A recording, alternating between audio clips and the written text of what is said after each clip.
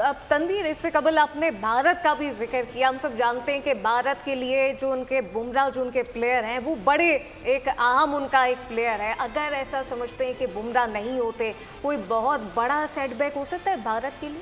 बिल्कुल हो सकता है, बिल्कुल हो सकता है, इसमें कोई शक है ही नहीं।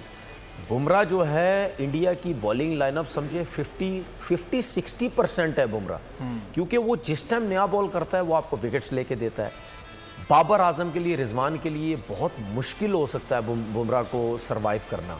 जब अगर भारत अगर टॉस जीता और उसने पहले फील्डिंग की, उसके बाद जब भी मुश्किल टाइम पे लाया जाता है, विकेट्स लेनी होती है, बुमराह को लेके आते और वो हमेशा विकेट्स दिलाते हैं।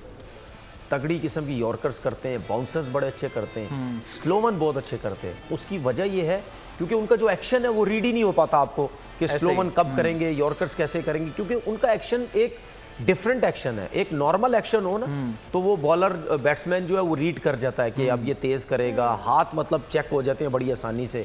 तो उनका सीधा हाथ, जिस हाथ में बॉल है, ये लेफ्ट हाथ जो है वो बिल्कुल मतलब बिल्कुल ही डिफरेंट है, बिल्कुल वो एक नॉर्मल बॉलर की तरह है ही नहीं। तो इसी की वजह से उनको एडवांटेज भी है, उनको कोई समझ नहीं पाता। तो मेरे ख्याल में मैंने इसलिए बोला ना 50-60% इंडिया को उनकी जीत होती है।